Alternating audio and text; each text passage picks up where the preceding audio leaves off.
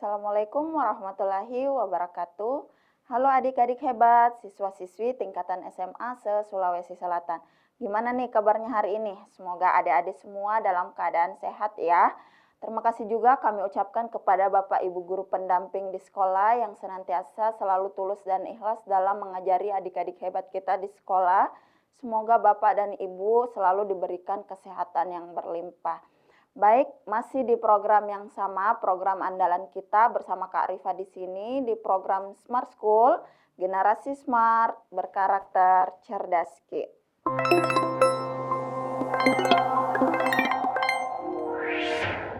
Nah, baik adik-adik, kembali lagi bersama Kak Rifa di sini, tentu saja untuk membersamai persiapan TKA adik-adik ke depannya.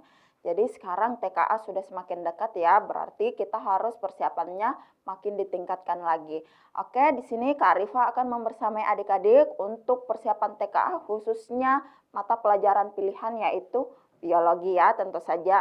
Nah, hari ini kita akan membahas materi yang sangat menarik yaitu terkait dengan sistem sirkulasi khususnya darah di bagian darah. Jadi tanpa perlu berlama-lama kita langsung masuk ke inti dari materi sirkulasi ini. Nah, baik. Di sini apa yang akan kita bahas di sistem sirkulasi ini atau kita bisa mengetahui dengan istilah sistem peredaran darah. Jadi di sini kita akan membahas terkait darah. Apa saja yang akan kita bahas? Yang pertama terkait dengan fungsi dari darah itu sendiri.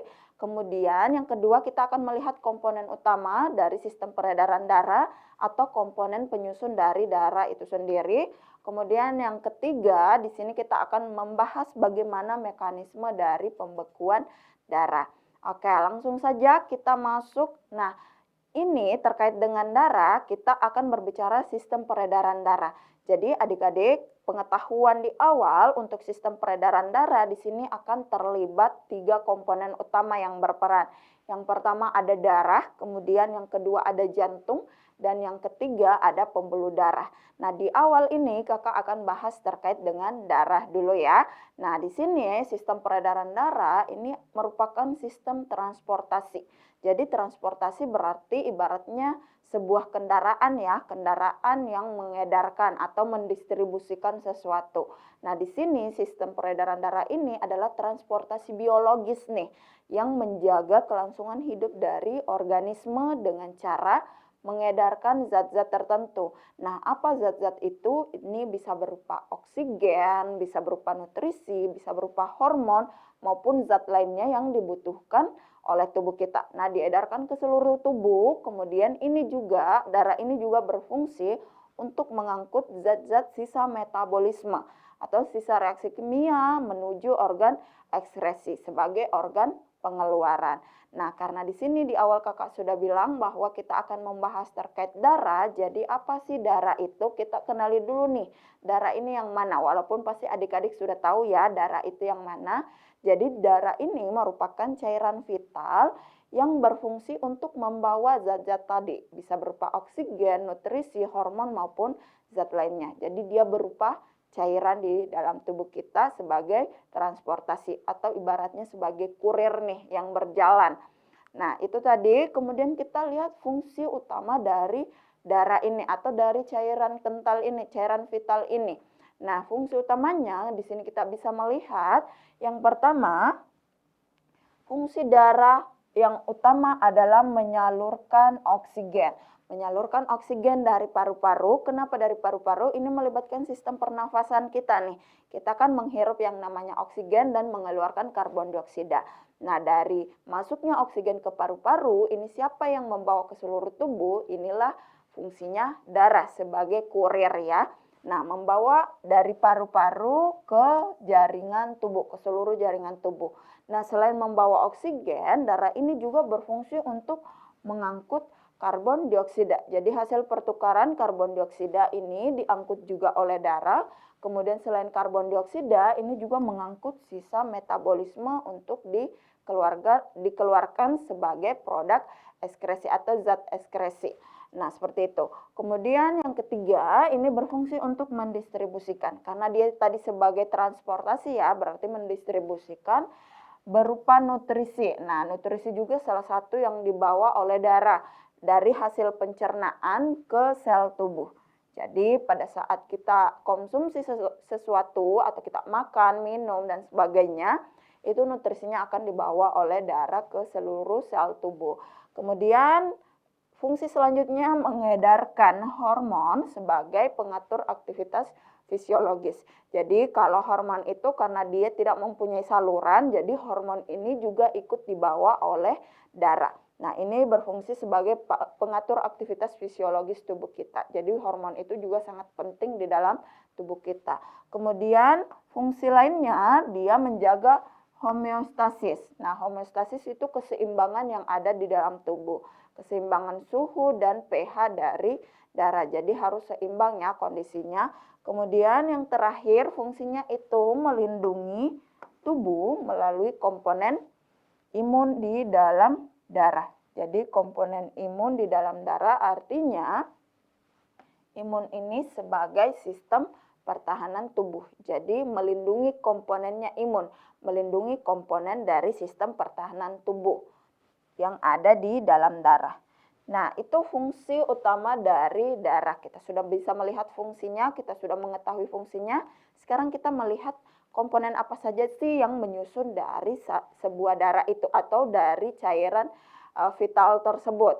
Nah, di sini kita bisa melihat komponen penyusun darah. Kalau kita melihat di sini ada 4 tanda panah ya, berarti kita bisa melihat ada 4 komponen penyusun dari darah tersebut. Nah, di sini kita akan melihat apa saja komponen penyusun darah. Yang pertama, di sini ada plasma darah.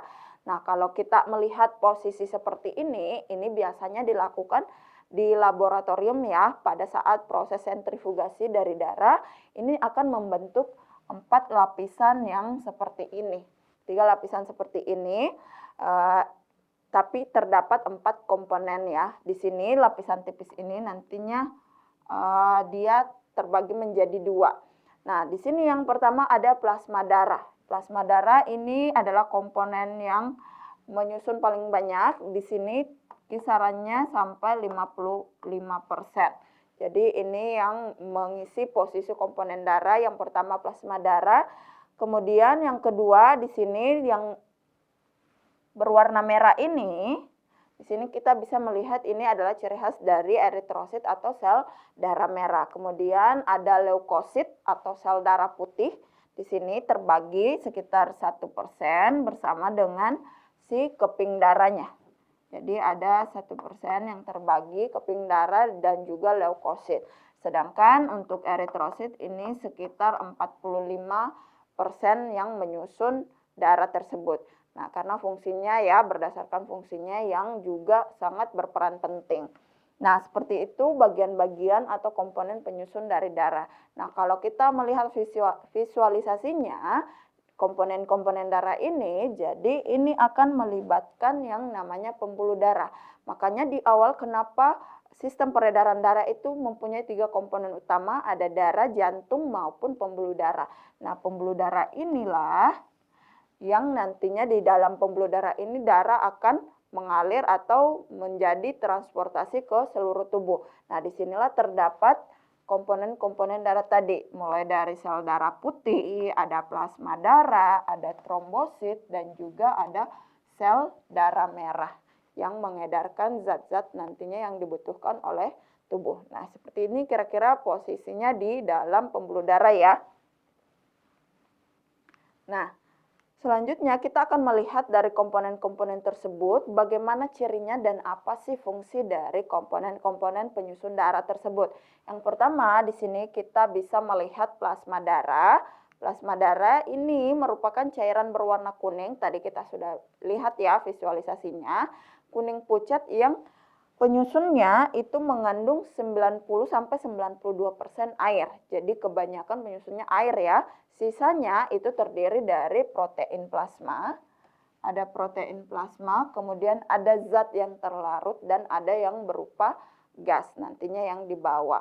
Kemudian fungsi utama dari plasma darah ini berfungsi sebagai medium transportasi. Jadi medium transportasi bagi zat-zat yang akan dibawa, bisa berupa hormon, bisa berupa enzim, antibodi, maupun sisa-sisa dari hasil metabolisme. Nah, kemudian fungsi lainnya ini menjaga keseimbangan osmotik dan asam basa di dalam tubuh kita. Jadi menjaga keseimbangan homeostasis di dalam tubuh kita. Ini diatur juga, berfungsi juga dari plasma darah.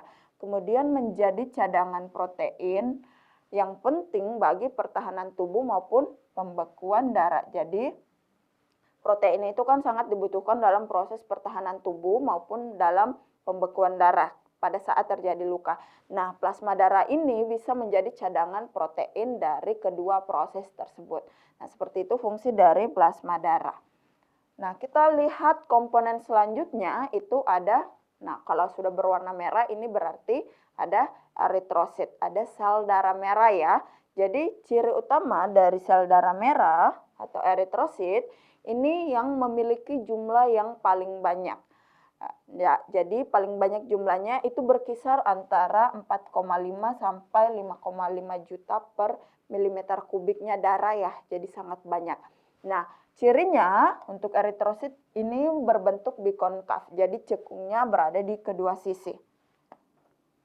Nah, kalau kita bisa melihat di sini, ini adalah gambar dari struktur eritrosit itu. Jadi dia mempunyai cekungan ke dalam. Nah, ini berfungsi utama untuk memperluas permukaan dalam pengikatan oksigen. Jadi untuk fungsi utama dari eritrosit ini berfungsi untuk mengikat oksigen. Jadi kenapa bisa mengikat oksigen? Jadi eritrosit ini mempunyai yang namanya hemoglobin. Hemoglobin. Nah, inilah juga yang memberi warna merah pada sel darah merah ini karena mempunyai hemoglobin yang berfungsi untuk mengikat oksigen. Akan tetapi untuk eritrosit ini tidak mempunyai yang namanya inti sel. Jadi tidak punya inti sel, ini memberikan ruang bagi hemoglobin tersebut untuk mengikat oksigen. Nah, fungsinya apa? Fungsi utamanya berarti untuk mengangkut oksigen. Jadi ini fungsi utama dari eritrosit, dari paru-paru tadi ke jaringan tubuh. Kemudian eritrosit ini mempunyai ciri utama bahwa dia hanya berumur sampai dengan 120 hari. Nah, setelah 120 hari apa yang terjadi? Setelah itu eritrosit ini akan dihancurkan di limfa dan di organ hati. Jadi dihancurkan setelah umurnya mencapai 120 hari. Itu ciri dan fungsi dari eritrosit.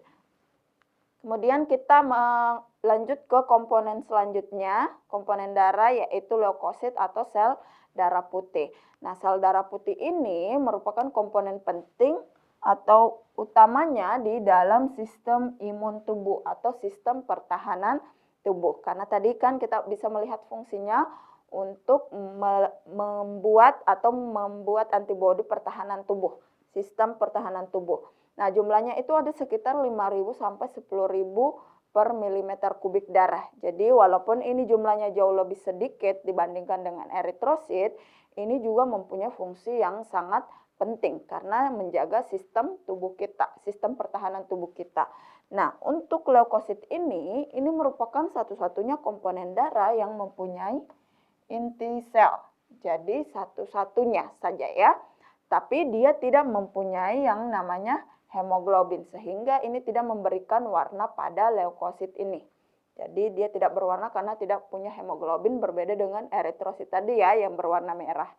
Nah, fungsinya apa? Fungsi utamanya untuk melawan infeksi. Infeksinya bisa dari bakteri, virus, jamur maupun parasit lainnya. Nah, selain untuk melawan infeksi, ini juga berfungsi untuk membentuk antibodi. Antibodi itu apa? Untuk sistem pertahanan tubuh. Nah, selain itu, dia juga membersihkan sisa-sisa sel yang sudah mati dalam proses fagositosis, artinya memakan sel-sel yang sudah dimusnahkan atau antigen-antigen tadi yang sudah dimusnahkan. Itu fungsi utama dari leukosit atau sel darah putih. Nah, kita melihat komponen yang terakhir penyusun darah yaitu ada trombosit atau disebut juga keping darah. Nah, trombosit ini bisa kita sebut juga keping darah. Nah, keping darah ini merupakan fragmen kecil dari sitoplasma. Nah, ini diproduksinya di sumsum tulang ya. Jumlahnya itu sekitar 150 sampai 400.000 per milimeter kubik darah. Jadi, ini ciri khasnya. Di sini kita bisa melihat. Ini kita bisa melihat, ini berbentuk cakram. Memiliki bentuk cakram, tidak berinti, jadi ini sama dengan eritrosit tadi ya, dia tidak mempunyai inti karena satu-satunya yang berinti itu cuma leukosit. Kemudian umur trombosit ini relatif pendek, jadi dia hanya 8 sampai 10 hari saja. Nah, setelah itu akan dihancurkan. Fungsi utamanya dia berfungsi untuk homeostasis atau keseimbangan tubuh dalam penghentian pendarahan dan juga pada proses pembekuan darah. Jadi ketika pembuluh darah terluka itu terjadi yang namanya pembekuan darah. Nah, seperti itu ya fungsi utama dari trombosit ini. Jadi kalau adik-adik melihat yang bentuknya cakram seperti ini adalah trombosit atau keping darah. Nah, seperti itu untuk ciri dan fungsi dari komponen-komponen darah. Kita sudah melihat keempat-empatnya ya. Nah, sekarang kita akan melihat bagaimana mekanisme dari pembekuan darah. Di sini secara ringkasnya, mekanisme pembekuan darah itu terjadi diawali dengan adanya peristiwa trombosit pecah. Kapan trombosit pecah? Itu pada saat terjadi yang namanya luka. Jadi terjadi luka menyebabkan trombosit itu pecah. Nah, pecahnya trombosit ini akan memicu pembentukan enzim trombokinase atau tromboplastin untuk mengaktifkan yang namanya protrombin. Jadi protrombin ini diaktifkan karena pengeluaran enzim trombokinase ini. Jadi ini adalah enzim yang berfungsi untuk mengaktifkan protrombin. Dari protrombin ini untuk mengaktifkan lagi yang namanya trombin. Dengan cara apa? Dengan bantuan vitamin K dan ion kalsium. Jadi ada kalsium di sini. Ini akan mengaktifkan dari protrombin menjadi trombin. Nah, setelah itu trombin ini akan mengaktifkan fibrinogen untuk membentuk yang namanya benang-benang fibrin. Jadi, pada saat pembentukan benang fibrin, ini akan terjadi penutupan luka. Jadi, setelah terbentuk benang-benang fibrin, barulah luka itu tertutup.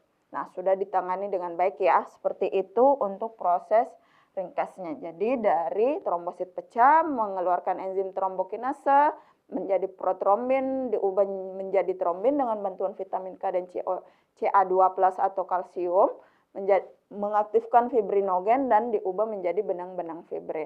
Nah, sekarang kita melihat mekanisme pembekuan darah. Nah, ini adalah proses-proses yang terjadi di dalam mekanisme tersebut ya. Kalau tadi itu skemanya seperti apa? Nah, ini prosesnya.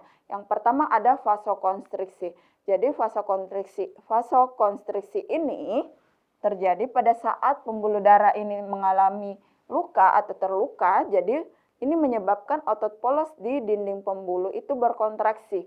Untuk apa? Untuk mempersempit. Jadi vasokonstriksi itu penyempitan pembuluh darah ya, nama lainnya. Nah, ini diperkuat oleh pengeluaran serotonin dari trombosit itu karena adanya luka. Jadi terjadi penyempitan. Kemudian proses yang kedua terbentuk sumbat trombosit. Jadi sumbat trombosit itu seperti apa? Trombosit ini akan menempel pada kolagen yang terekspos di dinding pembuluh darah tadi. Nah, nanti trombosit ini melepaskan ADP dan juga tromboksan A2 yang merekrut trombosit lain sehingga terbentuk sumbat primer. Jadi ini ceritanya digumpalkan ya, jadi disumbat dulu supaya tidak terjadi pendarahan. Nah, seperti itu. Itu proses yang kedua. Kemudian yang ketiga aktivasi jalur koagulasi, artinya jalur penggumpalan. Nah, di sini nantinya ada dua jalur yang terjadi, ada secara intrinsik dan ada ekstrinsik. Jadi intrinsik itu dipicu oleh kerusakan pembuluh darah yang secara internal dari dalam ya, namanya in. Nah, kalau ekstrinsik ini ada kata X, berarti ini dipicu oleh pelepasan tromboplastin dari jaringan yang rusak tadi, berarti dari luar ya. Nah, ini kedua jalur tersebut akan bermuara ke faktor X dan mengubah protrombin menjadi trombin yang aktif. Nah, seperti itu prosesnya aktivasi jalur koagulasi atau penggumpalan. Nah, selanjutnya kita akan melihat untuk mekanisme atau proses yang keempat itu terjadi pembentukan fibrin. Jadi setelah tadi dari protrombin menjadi trombin, ini akan memicu fibrinogen untuk mengaktifkan benang-benang fibrin. Jadi pembentukan benang-benang fibrin ini seperti apa?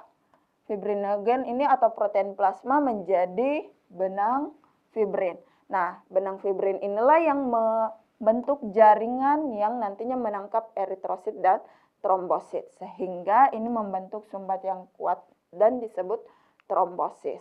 Nah, setelah itu apa yang terjadi? Terjadi retraksi bekuan, di mana setelah beberapa waktu bekuan darah ini akan berkontraksi. Sehingga ini akan menyebabkan luka itu perlahan tertutup. Sampai akhirnya bisa tertutup semakin rapat. Setelah terjadi retraksi bekuan, kemudian di tahapan terakhir itu terjadi fibrinolisis. Di sini setelah jaringan ini sembuh, enzim plasmin, ada enzim plasmin yang nantinya akan melarutkan kembali fibrin untuk mengalirkan aliran darah bisa normal kembali. Jadi setelah luka itu tertutup dan jaringannya sudah sembuh kembali, ini akan dinormalkan kembali agar terjadi aliran darah yang seperti semula, secara normal ya. Nah, seperti itu mekanisme pembekuan darah.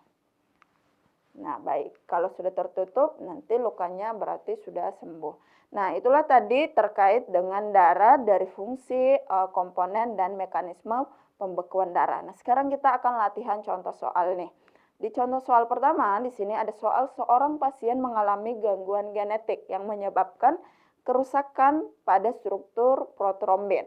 Sehingga, jadi kita highlight dulu ya, di sini ada kerusakan struktur protrombin.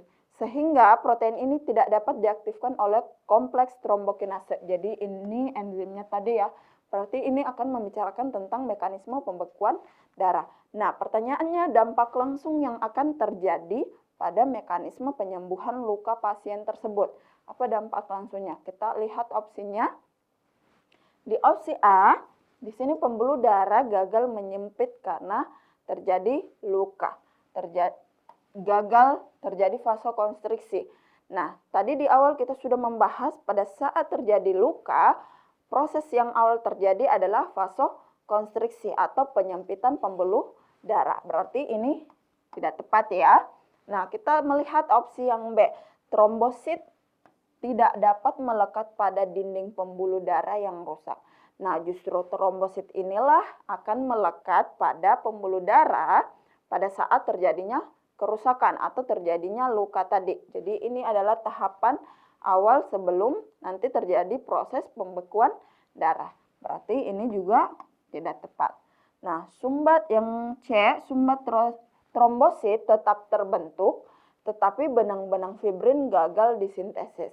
Jadi karena di sini di awal tadi terjadi kerusakan pada protrombin yang menyebabkan sehingga protein ini tidak dapat diaktifkan oleh si trombokinase. Jadi yang rusak adalah protrombinnya. Protrombin ini rusak, ini kan berfungsi untuk mengaktifkan yang namanya trombin. Nah, trombin ini mengaktifkan si fibrinogen. Fibrinogen untuk membentuk yang namanya benang fibrin. Nah, kalau dari sininya sudah rusak, berarti langkah selanjutnya ini tidak terbentuk, sehingga sumbat trombositnya tetap terbentuk di awal pada saat vasokonstriksi. Nah, tetap terbentuk, akan tetapi benang-benang fibrin yang proses selanjutnya setelah melalui protrombin itu tidak terbentuk, sehingga benang fibrin ini gagal disintesis atau gagal dibuat. Nah, seperti itu ya prosesnya karena yang mengalami kerusakan si protrombinnya. Berarti ini adalah opsi yang tepat. Nah, seperti itu untuk menjawab contoh soal nomor 1. Nah, kita melihat contoh soal nomor 2. Di sini saat seorang melakukan olahraga berat, otot rangkanya akan menghasilkan banyak asam laktat. Nah, sehingga asam laktat dan karbon dioksida. Kondisi ini menyebabkan penurunan pH lingkungan otot dan memicu pergeseran kurva disosiasi hemoglobin oksigen ke arah kanan atau biasanya disebut dengan efek Bohr. Kalau kurvanya bergeser ke arah kanan, itu disebutnya efek Bohr. Keuntungan fisiologis dari peristiwa ini adalah apa yang diuntungkan, apa yang didapatkan dari peristiwa ini. Kita lihat opsinya. Nah, sekarang kita lihat di sini kisahnya itu ada pada saat kita melakukan olahraga yang berat ya, mungkin adik-adik juga pernah merasakan biasanya ada kejang otot ya, itu karena terbentuknya banyak asam laktat dan CO2. Berarti ini kekurangan oksigen. Nah, di sini di opsi bagian A, hemoglobin mengikat oksigen lebih kuat di area otot. Nah, di sini kan di awal sudah dikatakan banyak terbentuk asam laktat dan karbon dioksida. Otomatis kekurangan yang namanya oksigen. Jadi ini tidak tepat. Jadi oksigennya tidak terbentuk. Nah, kemudian yang B, di sini afinitas hemoglobin terhadap oksigen menurun sehingga oksigen lebih mudah dilepaskan ke otot. Jadi apa maksud dari opsi yang kedua ini? Jadi pada saat banyaknya asam laktat dan karbon dioksida, otot akan mengalami respirasi anaerob atau tanpa oksigen. Sehingga pada saat darah ini melewati area yang kekurangan oksigen atau kalau misalnya dia banyak karbon dioksida, area otot tersebut itu akan menjadi lebih hangat. Nah, pada saat oksigen ini melewati daerah yang hangat dan panas, itu akan memicu pelepasan oksigen. Sehingga pada saat ini mengalami efek Bohr, kurvanya itu cenderung ke arah kanan, sehingga menyebabkan hemoglobin ini mudah untuk melepaskan yang namanya oksigen ke otot. Karena melewati daerah yang hangat tersebut ya. Apakah ada kurva ke arah kiri? Tentu saja ada. Berarti ini adalah berkebalikan. Kalau ke arah kanan dia akan lebih mudah untuk melepaskan oksigen. Berarti untuk ke arah kiri itu akan berkebalikan dengan lebih mudah ini. Berarti dia lebih sulit. Nah, seperti itu untuk bagian opsi B. Jadi ini afinitas hemoglobinnya akan menyebabkan lebih mudah untuk melepaskan oksigen di daerah tersebut. Berarti ini adalah opsi yang tepat. Nah, seperti itu ya adik-adik untuk contoh soal dari efek Bohr ini. Ada istilah efek Bohr ya. Jadi ini kurvanya ke arah kanan. Nah, baik, seperti itu tadi adik-adik materi terkait dengan sistem sirkulasi di bagian komponen pertama yaitu terkait dengan darah. Selanjutnya kita masih akan membahas tentang darah dan komponen-komponen lainnya. Semoga adik-adik bisa memahami dengan baik apa yang kakak sampaikan dan persiapan adik-adik lebih ditingkatkan lagi. Oke, kurang dan lebihnya mohon dimaafkan, kakak pamit undur diri. Assalamualaikum warahmatullahi wabarakatuh.